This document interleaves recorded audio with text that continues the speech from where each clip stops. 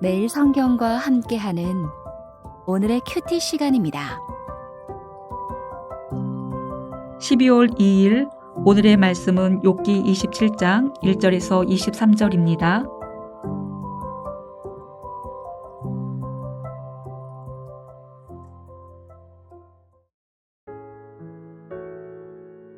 욥이 또 풍자하여 이르되 나의 정당함을 물리치신 하나님, 나의 영혼을 괴롭게 하신 전능자의 사심을 두고 맹세하노니 나의 호흡이 아직 내 속에 완전히 있고 하나님의 숨결이 아직도 내 코에 있느니라.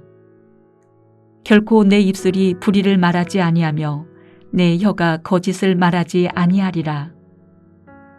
나는 결코 너희를 옳다 하지 아니하겠고 내가 죽기 전에는 나의 온전함을 버리지 아니할 것이라.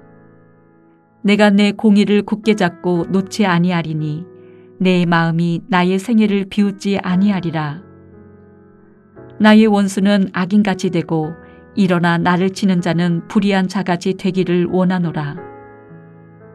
불경건한 자가 이익을 얻었으나 하나님이 그의 영혼을 거두실 때에는 무슨 희망이 있으랴. 환난이 그에게 닥칠 때에 하나님이 어찌 그의 부르짖음을 들으시랴. 그가 어찌 전능자를 기뻐하겠느냐. 항상 하나님께 부르짖겠느냐.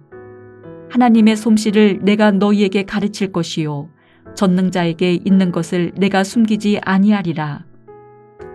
너희가 다 이것을 보았거늘 어찌하여 그토록 무익한 사람이 되었는고. 악인이 하나님께 얻을 분깃, 포악자가 전능자에게서 받을 산업은 이것이라. 그의 자손은 번성하여도 칼을 위함이요 그의 후손은 음식물로 배부르지 못할 것이며 그 남은 자들은 죽음의 병이 돌 때에 묻히리니 그들의 가부들이 울지 못할 것이며 그가 비록 은을 티끌같이 쌓고 의복을 진흙같이 준비할지라도 그가 준비한 것을 의인이 입을 것이요 그의 은은 죄 없는 자가 차지할 것이며 그가 지은 집은 좀의 집 같고 파수꾼의 초막 같을 것이며 부자로 누우려니와 다시는 그렇지 못할 것이요 눈을 뜬즉 아무것도 없으리라. 두려움이 물같이 그에게 닥칠 것이요 폭풍이 밤에 그를 앗아갈 것이며 동풍이 그를 들어올리리니 그는 사라질 것이며 그의 처수에서 그를 몰아내리라. 하나님은 그를 아끼지 아니하시고 던져버릴 것이니 그의 손에서 도망치려고 힘쓰리라. 사람들은 그를 바라보며 손뼉치고 그의 처수에서 그를 비웃으리라. 오늘도 하나님의 말씀과 은혜가 우리를 세심하게 이끌기를 기도합니다. 욥기 25장에서 빌닷은 마지막으로 자기 주장을 짧게 끝냅니다. 이에 욥은 26장부터 오늘 본문의 27장까지 빌닷을 반박하는 주장을 이어갑니다. 특별히 오늘 본문은 크게 두 부분으로 나누어서 살펴볼 수 있습니다. 전반부에서는 욥이 무죄를 주장하고 그 주장을 철회할 생각이 없음을 다시 한번 강조합니다. 후반부에서는 악인이 받는 고난을 자세히 소개하면서 이 고난을 받을 악인은 욥이 아니라 바로 욥의 친구들이라고 말합니다. 먼저 1절부터 10절까지 살펴봅시다. 1절에 욥이 또 풍자하여 이르되 라고 시작합니다. 여기서 풍자라는 말은 남의 결점을 무엇에 빗대어 재치 있게 경계하거나 비판한다는 뜻입니다. 앞으로 이어진 내용만 보면 악인의 멸명을 소개하는 글로서 규범적 지혜를 소개하는 것처럼 보이지만 욥은 친구들이 주로 사용한 규범적 지혜와 표현을 빌려서 오히려 친구들의 결점을 그들이 고수하는 언어와 방식으로 재치 있게 비판하고 있음을 알 수 있습니다. 욥은 먼저 자신의 무죄함을 굳게 주장합니다. 이전에도 그랬고 지금도 그랬고 앞으로도 욥은 일관성 있게 자신의 무죄함을 고수하고 지금 겪는 고난과 아픔이 죄의 결과가 아니라는 고백을 철회할 마음이 조금도 없었습니다. 욥이 이렇게 자기 신앙관을 고수할 수 있었던 이유는 하나님을 신뢰했기 때문입니다. 친구와의 논쟁을 피하기 위해 고난의 이유를 쉽게 이해하기 위해 거짓으로 하나님과의 관계를 이해되는 척 납득이 되는 척하며 이 문제를 풀어내고 싶지 않았던 것입니다. 욥은 늘 자신이 그려왔던 것처럼 언제나 하나님의 뜻을 걸맞게 살았고 설명할 수 없는 고난 앞에서 피할 수 없는 질병 앞에서 있을지라도 결코 타협할 생각이 없다고 말합니다. 나는 이 길이 어려울지라도 계속 이 길을 걸어가겠다고 결심합니다. 5절에 내가 죽기 전에는 나의 온전함을 버리지 아니할 것이라 라고 말합니다. 그렇다면 내가 불의하냐? 악인은 하나님을 찾지 않는데 나는 하나님에게 부르짖는 모습을 너희가 보고도 그런 말 할 수 있냐? 내가 죄인이냐? 다 그렇지 않다. 오히려 나는 하나님 앞에서 무죄하니 나를 죄인이라 몰아붙이고 의롭고 경건하게 살아온 내 삶을 폄하하는 너희들이 오히려 악인이고 나를 치는 자가 불의한 자라고 이야기합니다.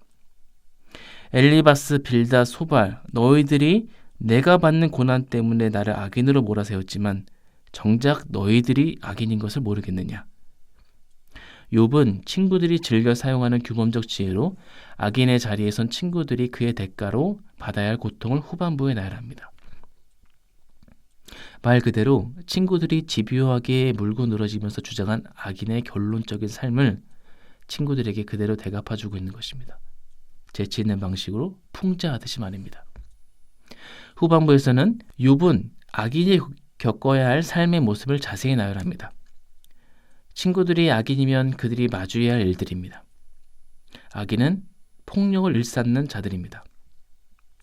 그들은 사납고 악하게 행동하는 포악자가 되어 온갖 종류의 폭력의 선두에 있습니다. 그러한 악인의 자손은 번성에도 죽음을 피할 수 없고 굶주린 삶에서 도망칠 수 없습니다. 과부들은 남편의 죽음을 위해 울지 않을 것이고 악인이 애써 준비한 귀한 것들은 의인의 몫이 될 것입니다. 집은 초라하고 부자가 되어 누웠지만 눈을 감고 뜨면 아무것도 남지 않은 빈곤한 삶을 맞이할 것입니다. 20절에 두려움이 물같이 악인에게 닥칠 것이고 폭풍이 그들을 휘감을 것이라고 말합니다.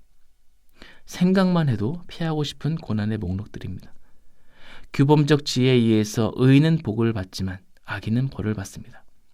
하나님은 악인을 아끼지 않고 내다버릴 것이고 하나님은 자기 처소에서 악인을 비웃을 것입니다. 친구들은 규범적 지혜에 근거하여 고난받는 욥을 악인으로 결론을 내렸지만 욥은 친구들이 주장한 지혜의 언어로 친구들을 악인으로 소개하여 그들을 공격합니다. 친구들은 적잖게 당황했을 것입니다. 친구들은 의인의 자리에 서서 욥을 정죄하는 일이 쉽고 정의로운 어떤 쾌감을 줄 수는 있었지만 욥이 고난을 받지만 그 고난이 죄의 결과란 도식이 성립되지 않는다면 어떻게 될까요? 욥의 고난은 까닭없이 주어진 것이고 욥은 죄인이 아니므로 욥을 정죄하고 신앙의 아픔으로 언어 폭력으로 일삼는 포악한 친구들은 오히려 악인이 되고 그들이 믿는 바대로 악인은 이와 같은 최악의 재앙 앞에 놓이고 말 것입니다. 따라서 악인이 죽음과 멸망을 맞이하고 주를 인정하고 고백하는 의인은 생명과 기쁨을 맞이합니다. 그 약속을 부인하는 것이 아닙니다. 다만 그렇지 않은 상황 앞에서 하나의 규범과 규칙으로 설명이 불가한 일들이 많습니다. 따라서 우리의 신앙생활과 묵상의 시간은 내 신념을 강화하는 시간이 아닌 또 다른 하나님의 지혜를 수용하는 확장의 시간과 타인의 삶을 맥락 안에서 살필 줄 아는 배려의 시간을 보낼 수 있어야 합니다. 나날이 우리의 묵상이 깊어진 만큼 넓어지고 날마다 나와 우리에게 묻는 두 질문 앞에서 하나님을 아는 만큼 사람을 알아가기를, 그래서 온전한 하나님 사랑과 이웃 사랑, 이 두 사랑을 실천하는 저와 우리 모두가 되기를 소원합니다. 함께 기도하겠습니다. 하나님, 제가 하나님과 정직하게 대면하기를 바랍니다. 그래서 제가 타인의 시선에 매이지 않게 하시고 저도 제 경험과 시선으로 타인의 고귀한 삶을 올가매지 않도록 도와주십시오.